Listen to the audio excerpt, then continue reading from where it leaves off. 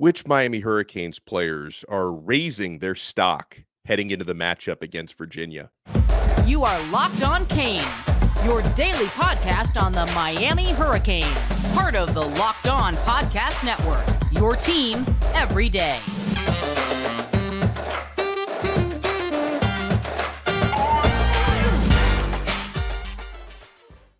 I am Alex Donno. I'm a University of Miami alumnus, longtime South Florida sports radio vet, and contributor to allhurricanes.com. And thank you so much to the everydayers for making Locked On Canes your first listen today. We're available free wherever you get your podcasts and available free on YouTube. Today's episode is brought to you by FanDuel Sportsbook, official sportsbook of Locked On. Make every moment more. Right now, new customers can bet $5 and get $200 in bonus bets guaranteed. Visit FanDuel.com/lockedon to get started.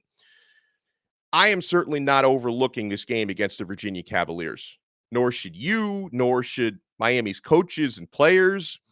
Overall, Virginia, big picture, has been really bad this year, but they just did last week what Miami couldn't do the week prior, and that's go into Chapel Hill and upset the North Carolina Tar Heels. So if you believe in momentum, you would think Virginia has some of that heading down to South Florida this week. Now, hopefully Miami also has momentum after beating Clemson. Miami is obviously a better football team than Virginia. You just have to play like it. You have to avoid those costly mistakes, but we'll tell you whose stock is on the up and up from the Clemson game into the Virginia game, because it's time for that Cane stock report.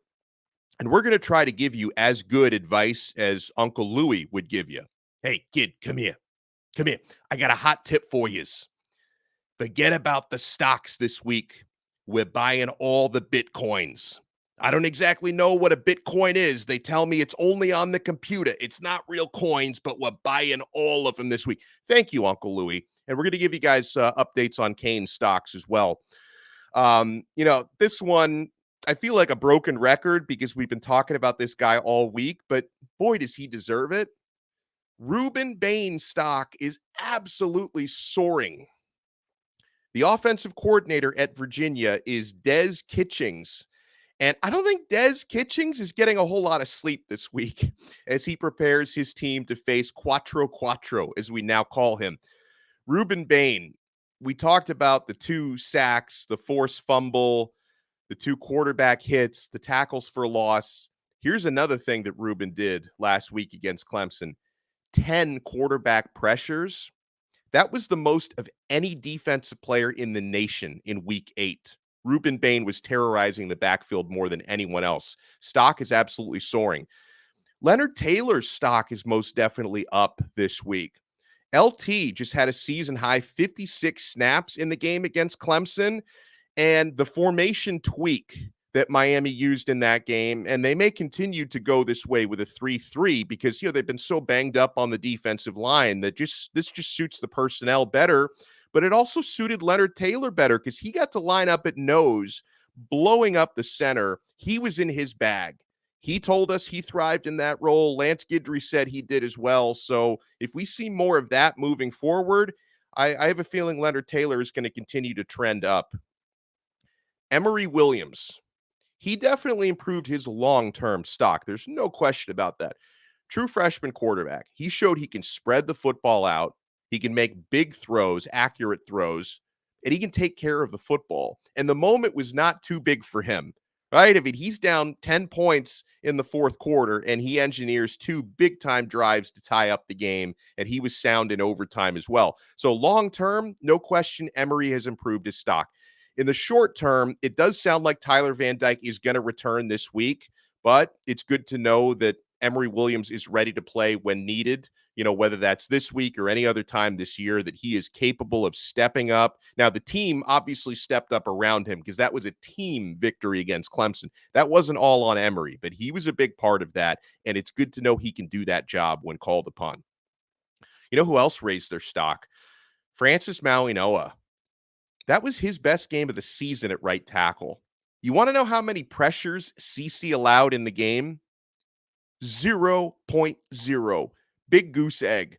The entire O-line was awesome. They gave up 0 sacks and 4 combined pressures. None of those were given up by Cici, and he was also really good run blocking as well. So, I mean, we've known this, but the future is really, really, really bright for that true freshman. Brashard Smith stock is up. I think we found our secret weapon. This guy can line up anywhere and make an impact. In high school, he played running back and wildcat quarterback. He's primarily a receiver at Miami, but he can do all of those things. I mean, he was lined up as a running back when he made the big play. He's also really dangerous as a return man. And when you think about explosive plays, Miami needed to make more of those in general, but Clemson's defense, they just don't give those up. 80 yards, that was the longest play they've given up all year, probably the longest they will give up all year, and it was Brashard Smith that did that to them. So that was huge. Going back to the defense, Corey Flagg, my goodness, he significantly raised his stock on Saturday. His stock has been rising all year, though. He's been showing great range, quickness, instincts. He's been tackling really well. Corey Flagg is top 7 on the team in tackles, even though he's not a regular starter. And the tackle for loss he made to secure the game in second overtime, double overtime, that was awesome. And I was so happy he got that. Staying with the linebackers, Kiko Mauigoa.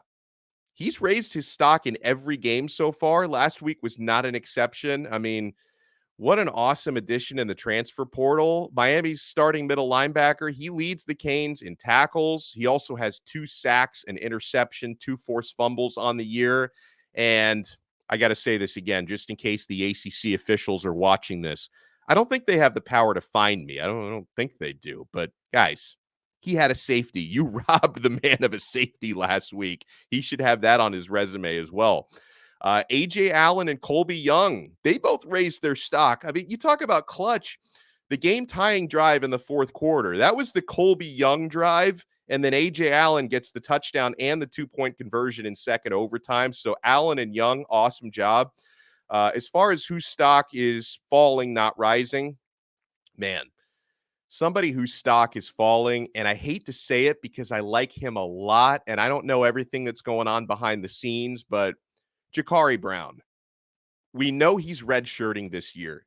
He's confirmed that. But when someone's redshirting, they can play in up to 4 games without burning the red shirt. And the coaching staff apparently decided last week that Emory Williams gave the team a better chance to win.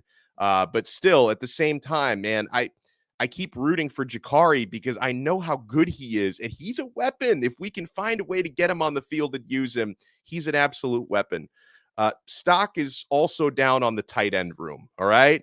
Now, I'm not really putting it so much on the individuals, more on the situation, because the tight ends are they're not getting used in the passing game. Riley Williams and Cam McCormick against Clemson, they had a combined 2 targets and 6 receiving yards. Let me be clear. I'm not saying their stock is down because they're both playing really hard and blocking well, but the stock is down just on the way the tight ends are being used. So I really love both of those players. And I also love Elijah Arroyo, who has been working his way through injuries. So that is the stock report for this week. But we're only getting started, my friends, on this episode of Locked On Canes, because I'm going to be answering awesome questions from you guys. You guys want to know about the quarterback room, about defensive tackle recruiting, about Miami's aspirations for the remainder of this year, because obviously the Canes they're not going to be a college football playoff team. A lot of things would have to go their way to win the ACC, but there's still a ton to play for, my friends. So we'll talk about goals and so much more. You know what you want to do? You want to keep it locked right here to Locked On Canes. Guys, supply chain shortages, things happen in the world, guys, they can test these things, my friends. A lot of uncertainty, and it's important to be prepared, whether it's unrest in the Middle East, fires in Hawaii, hurricanes and tornadoes in Florida. You need to get yourself a Jace case from Jace Medical. The Jace case is a personalized emergency medication kit that contains 5 essential antibiotics to treat most common and deadly bacterial infections. You can also customize your case and add additional life-saving medications based on yours and your family's unique needs.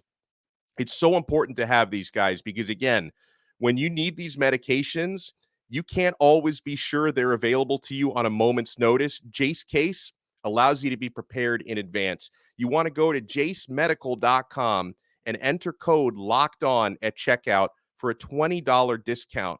That's promo code locked on at jasemedical.com. We are also brought to you by the awesome folks at FanDuel. I'm having so much fun this football season, guys. Snap into action this NFL season with FanDuel, America's #1 sports book, because right now, new customers get $200 in bonus bets guaranteed when you place a $5 bet. That's $200 in bonus bets, win or lose. If you've been thinking about joining FanDuel, there's no better time to get in on the action than right now. The app is so easy to use, and there's a wide range of betting options, including spreads, player props, over-unders, and so much more. Miami Hurricanes are actually 18.5-point favorites home against UVA. Yes, the same UVA that just upset North Carolina. Miami is favored to win big. So we're going to be talking more about that number later this week. And I don't want anyone to fall into the trap of thinking that's going to be an easy dub. But if you want to bet on it one way or the other, visit fanduel.com/lockedon and kick off the NFL season. FanDuel, official partner of the NFL. Thank you so much for making Locked On Canes your first listen today. Thank you so much to the everydayers. And if you want to take your everydayer experience to the next level, sign up for our Locked On Canes Insiders SMS texting group. You get text messages directly from my phone to yours, breaking news, recruiting updates, insights and show previews, and one-on-ones. I answer your questions on there. And on a day like today, questions you guys asked me on Locked On Canes Insiders get answered on the show. So sign up and try it free for 14 days by clicking the link in the show description below. And then if you like it, you can opt in for $4.99 a month, and we give you a lot of added value on there. All right, we get a question from Stephen C., who says, how do you see the quarterback room looking next year? Who stays, who goes pro, or who transfers? Geez, Steven, you're throwing 98-mile-an-hour heat, like first question of the chat. Okay. That's it. Okay, I can tell you Emory Williams will definitely be back. I can tell you Judd Anderson will be coming in as a true freshman. The thing is, it's now, honestly, if you were just to go by today, a lot can change between right now and April. But if you go by today, I don't think Tyler Van Dyke right now, based on the way the Georgia Tech game and the UNC game played out, I don't think he would get a favorable draft grade. But the first 4 games of the year, we're kind of telling a different story. So right now, though, I know that there are people breaking down his tape, NFL scouts, like, oh, I don't know if this guy is ready to be more than like a 6th-round pick right now. So, I mean, if we're going to do like a stock report today, that's what we did in the first segment. Right now, you would say, hey, there's a good chance Tyler Van Dyke could come back for a final year. I don't know. Like a lot of people are asking me, and we got a few questions about it. You know, if Jacurri Brown might transfer, man, I hate speculating on that kind of stuff. I hate it because we don't know what's going on behind the scenes. And we do know he was happy to redshirt this year because he wants to develop as a passer. So I think there's a decent chance Van Dyke is back. Emory Williams definitely back next year. And Judd Anderson coming in as a true freshman. Now, if Tyler Van Dyke were to leave, I think Miami would try to bring in a veteran in the transfer portal, even if he's not necessarily the starter over Emory. You would want to bring in a veteran to solidify that room. That way, you know, Judd Anderson wouldn't have to be, you know, the primary backup in his first season. So I could definitely see transfer portal if Tyler Van Dyke does not come back next year. Get a question from Dat Dude 239 who says, Donno, do you believe that win over Clemson can be a program changer? I know this is not the dominant Clemson from the past years, but it's still Clemson, a team who has kicked our ass the last couple of meetings, and also a team that's really talented. I think it's a huge moral boost for the team. I'm going to try to be level-headed on this one, Dat Dude, because the same way, you know, when Miami lost to Georgia Tech, a lot of Hurricanes fans were like, that's it. There's no coming back from this. We're not going to win another game all year. Cristobal lost the team. This whole thing is spiraling out of control. Did I overreact to that? No, I didn't. I still saw the big picture, and I still thought Miami could bounce back. And, you know, 2 weeks later, they get a big win against Clemson. So if I'm going to avoid getting too down based on a loss or two, I'm also not going to get too high based on a win. That was a really, really good win for Miami. Is it going to be a program changer? I think that's yet to be seen, right? Here's the thing. The program changer would be the Hurricanes finishing this season 9-3 or 10-2.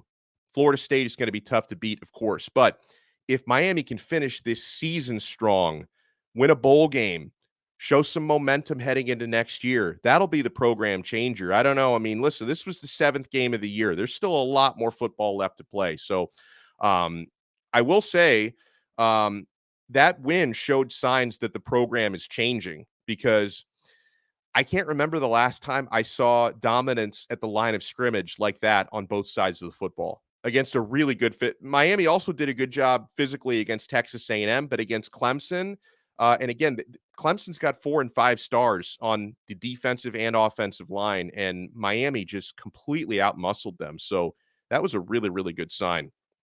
On the flip side of that comment, we get this comment from Josh, who says, I'm so aggravated about celebrating games that we should win. I'm sick of overhype anytime we beat a BS team and people pretend it's a great win. We suck, he says. Again, this is embarrassing. Let's talk about it. Let me know what you think we're good at, and I'll destroy your idea and give you facts. Josh, if you need a good meditation app, I can recommend a few for you, okay? This guy's mad that we were happy about beating Clemson. Dude, get a grip. We get a couple of questions from Hercue, who says, any chance of reflipping Armando Blunt, or has that ship sailed? Hard to believe that Rueben Bain wouldn't be in his ear after the success that he's having. Yeah, I think based on the way that this played out, I don't think Blunt is flipping back to Miami. I'm just being real here. I think the ship has sailed there. I think probably, if you're talking about flips, probably the best chance Miami would have to flip a top defensive lineman would be Dylan Stewart. Remember him? He committed to South Carolina, and South Carolina's garbage. Like, that team is 2-5. They're terrible. So maybe that's somebody who gives another look to other schools. Hercue also asks, or he says, people aren't giving Leonard Taylor enough credit for the Clemson game. He had just as much impact as Bain, if not more, but just not on the stat sheet. Yeah, did he have more? I don't know if he had more impact than Bain, just as much. I don't know, but Leonard Taylor, he was awesome in that game. We did give him credit on this show, and we spoke to him yesterday. He had media availability, huge smile on his face, and yeah, he had a lot of fun playing at the nose, and hopefully we see more of that. We get a comment from Pat Mack, who says, hey, not a question, but another observation. Everyone is saying that the Clemson win is the biggest win of the Mario Cristobal era. It was a great win, but let's not forget about the win over the Aggies. I think that was a bigger win because nobody gave us a chance. Everyone has been saying that Clemson is a down team. May there be a bunch of big wins coming this year and years to come. It's an indication of how far we've fallen that we beat our chests over a win like this. The old Canes would have been pissed that we had to go to overtime. Thank you for all your hard work. Right. I mean, listen, yeah, if that win happened in, 2000, 2001, 2003, 1989, yeah, you're right. They were like, it took overtime to beat these guys, but I'll remind everyone, it ain't 1989. It's 2023. Miami hadn't beaten Clemson since 2010. So I get what you're saying. And also, as far as what do you guys think? Was Texas A&M a bigger win than the Clemson game? Was it a bigger win? See, I'm going to say the Clemson win was a little bit bigger because it was a conference win, because we play Clemson pretty frequently in the ACC. We hadn't beaten them in 13 years. We had lost the last 4 convincingly. And anytime you get a double overtime win, it's just exciting. I was having heart palpitations like crazy. I think the Clemson win was the bigger win. If you guys feel differently, let me know. We get one from Explorer Sam, who says, I love this question. ACC referees, what the hell? It feels like they're trying to get us to leave the league out of sheer frustration. I mean, you had a front row seat to Mario's frustration. What can we do? Now, yeah, he's talking about the Mario frustration. So when Susan from the Herald asked him about the safety, Cristobal was like, his answer was, if I could break this podium right now, I would. That's how frustrated he is about that. So what can you do? Listen, ACC referees have been making bad calls against Miami for over a decade. This is nothing new. Unfortunately, it seems like all you can do is you have to get so dominant and so disciplined that you don't put the referees in position to screw you. That if you take care of all your business, ball security, maybe next time you go for a safety, you drive them even farther back into the end zone. Just all you can do is play hard and play disciplined and just keep your fingers crossed that the officials don't hose you. Now, to be fair, obviously the officials were awful last week. I thought they were actually pretty fair to Miami against North Carolina. So it doesn't happen 100% of the time, but it happens like 99% of the time that Miami gets the short end of the stick with those ACC referees. All right, we'll answer more of your questions when we come back. What else do we have here on the horn? Oh, a question about developing three-star players. A question about the health of the running back room. A question about players, draft-eligible players possibly returning. We got so much to get to, my friends. We ain't done yet right here on this episode of Locked On Canes. I'm certainly not done with eBay Motors. Passion, drive, and patience. What brings home the winning trophy is also what keeps your ride or die alive. eBay Motors has everything you need to maintain your vehicle and level it up with peak performance. From superchargers, roof racks, exhaust kits, LED headlights, so much more. Whether you're into speed, power, or style, eBay Motors has you covered. With over 122 million parts for your number one ride or die, you'll always find exactly what you're looking for. And with eBay Guaranteed Fit, your part is guaranteed to fit your ride every time or your money back. Because with eBay Motors, you're burning rubber, not cash. With all the parts you need at the prices you want, it's easy to turn your car into the MVP and bring home that win. Keep your ride or die alive at ebaymotors.com.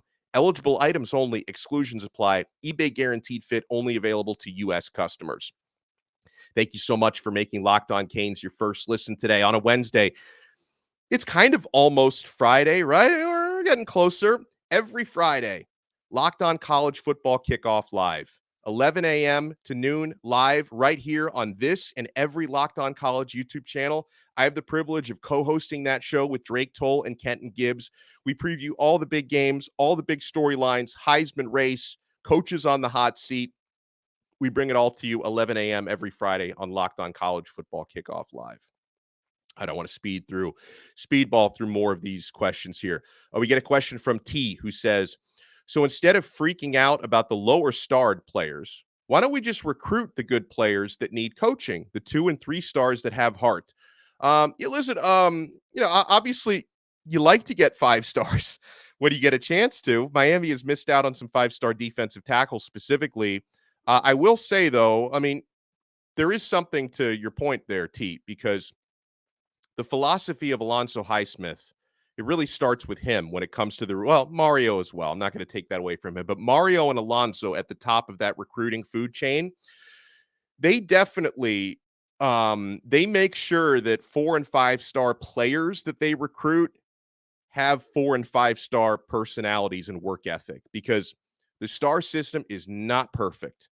Sometimes 5 stars truly are the top dogs at every aspect, but other times 5 stars can be overrated or not scouted correctly, or, personality flaws are overlooked. So yes, this coaching staff does try to find those diamonds in the rough, and sometimes they're way ahead of the curve in scouting certain players. Emory Williams being a prime example of that. Emory Williams, who was heavily rated by Miami long before other schools started to realize, this guy can sling it. He was an Elite 11 finalist last year. Miami was way ahead in his recruitment. So your point is taken. I mean, listen, sometimes 5 stars are 5 stars for good reason. Other times there are 3 stars out there that should be 4 or 5 stars.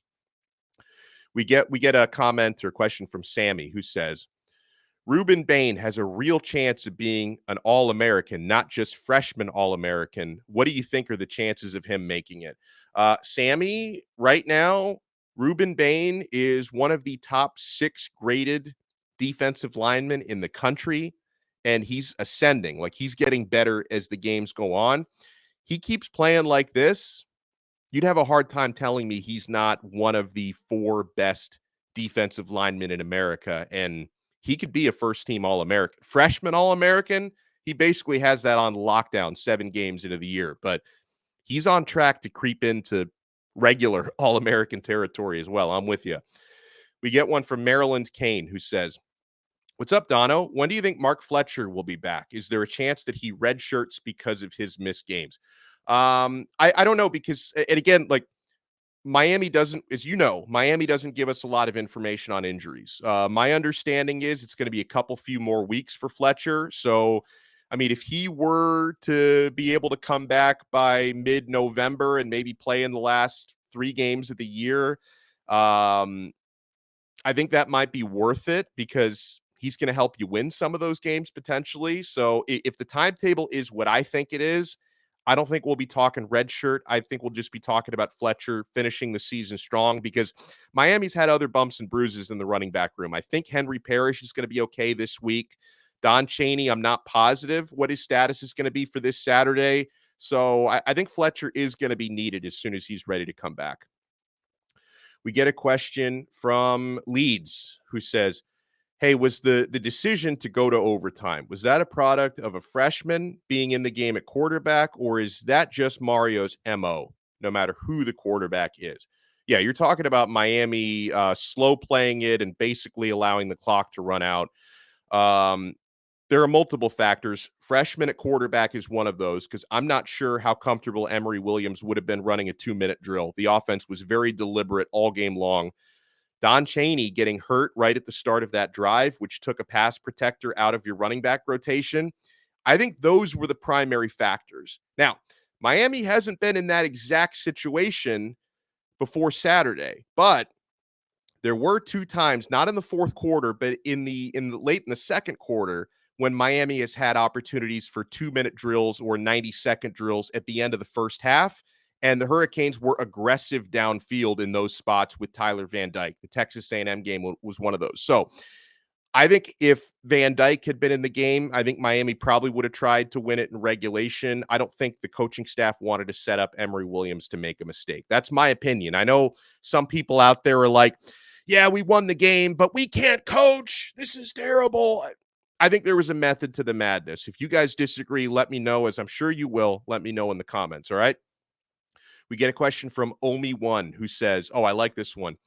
A handful of teams have started to adopt, he says, where was that question? Oh, I know that this is a Canes show, but you sometimes cover the Dolphins. Have you seen any college teams do the tush push? He says, I would like to see the Canes try it. We have extra good linemen and big quarterbacks, he says. Yeah, the tush push is being used. Football is a copycat sport. LSU, Penn State, Minnesota, Oregon State are a handful of prominent programs who have started using the tush push. And Oregon State, actually, they ran a fake tush push that resulted in a 45-yard touchdown because they sold it against the defense. So it is starting to happen. And that's actually something I'm going to keep that in mind. Depending on what happens in this game, even if Miami doesn't ever use a tush push, I would like to ask Shannon Dawson about that. So I'm going to keep that one in mind to ask the Hurricanes offensive coordinator about it. All right, let's see. We got some questions about. No, somebody asked me. I apologize. I can't find this question because we got so many. But somebody was asking me, do you think, since Miami, obviously they're not going to be a college football playoff team this year, do you think a lot of the draft eligible players could decide to come back for next year to try to win a natty? First of all, we got to let the year play out, because the draft, like I mentioned, Tyler Van Dyke, if you ask NFL scouts today, would be probably a 3rd day pick. But if he can finish the season strong, he could get into the 2nd day. Leonard Taylor, his stock is rising right now.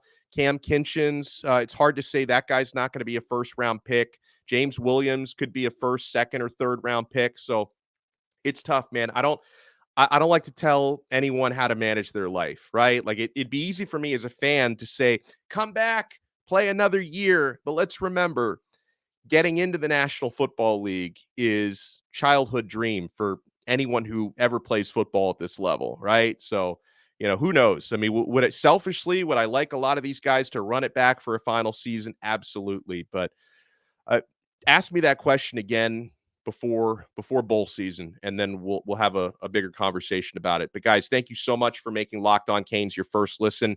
Hit that like button if you're watching on YouTube. Hit the thumbs up.